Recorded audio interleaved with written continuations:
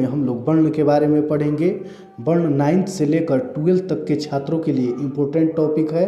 इससे संबंधित प्रश्न हर साल आपके एग्ज़ाम में 100% पूछा ही जाता है। तो यदि आप 9th के स्टूडेंट हैं या फिर 10th के या 11th के या 12th के, तो वर्ण से संबंधित प्रश्न को आप किसी भी प्रकार का कोई भी प्रश्न हो आप गलत नहीं कर पाएंगे। वीडियो को अंत तक ज़रूर देखिए और समझने का प्रयास कीजिए। बिल्कुल 100% आपको इस वीडियो को देखने के बाद में 100% याद हो जाएगा। तो चलिए बारे में कि वर्ण क्या है। देखिए, वर्ण की परिभाषा हम देखते हैं कि वर्ण उस मूल ध्वनि को कहते हैं जिसे खंड या टुकड़े नहीं किया जा सके। यानी वर्ण वह मूल ध्वनि होता है जिसे ना ही आप खंड कर सकते हैं और ना ही उसे टुकड़ा कर सकते हैं। जैसे में क, ख, च, ट, त, प इत्यादि ये जितने हैं ये सब क्या है, वर्ण हैं। अब आगे फिर देखते हैं हम कि वर्णों के समूह को वर्णमाला कहते हैं। यानी वर्णमाला कभी कभी क्वेश्चन में पूछ देता है कि वर्णमाला किसे कहते हैं, तो वर्णों के समूह को क्या कहते हैं, वर्णमाला कहते हैं। चलिए फिर देखते हैं इसमें कि हिंदी में कुल 53 वर्ण होते हैं। हिंदी में कुल कितने वर्ण होते हैं, 53 वर्ण होते हैं। इसको आप कॉपी में नोट करते चलिएगा। चलिए फिर आगे देखते हैं कि वर्ण के 2 भेद होते हैं। वर्ण के कितने भेद होते हैं, 2 भेद होते हैं, जिनमें पहला स्वर और दूसरा व्यंजन वर्ण है। यानी हिंदी में जो 2 वर्ण होते हैं उसमें पहला स्वर वर्ण होता है और दूसरा व्यंजन वर्ण होता है। चलिए स्वर वर्ण का परिभाषा हम देखते हैं। स्वर वर्ण का बिना किसी दूसरे वर्ण की सहायता से जिस वर्ण का उच्चारण किया जाए उसे स्वर वर्ण कहते हैं। यानी कहने का मतलब है कि स्वर वर्ण का जब भी हम उच्चारण करेंगे तो उसके उच्चारण में किसी भी वर्ण की आवश्यकता नहीं होती है।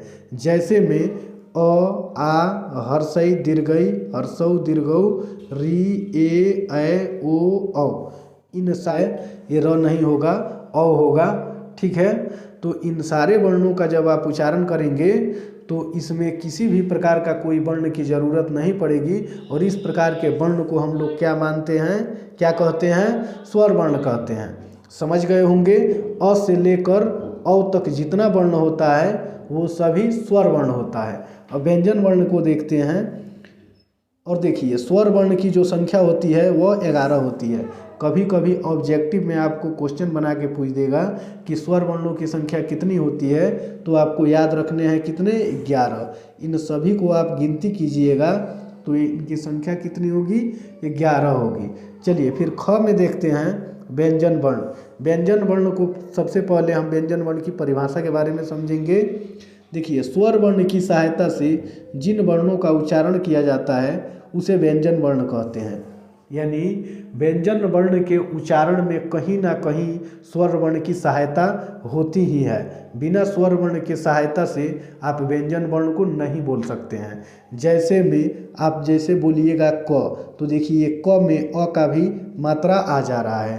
क बोलने के लिए आपको जब क बोलिएगा तो क इसमें क्या आ रहा है, अ। यानी क से लेकर ज्ञ तक के जितने वर्ण हैं, क, ख, ग, घ, अंग, फिर इसी तरह च, छ, ज, झ, इं, इसी तरह आप पढ़ते जाइएगा क से ज्ञ तक। इन सभी वर्णों को व्यंजन वर्ण कहते हैं और इन सारे वर्णों को बोलने पर स्वर वर्ण की सहायता होती ही है। बिना स्वर वर्ण की सहायता से हम इन वर्णों को नहीं बोल सकते हैं।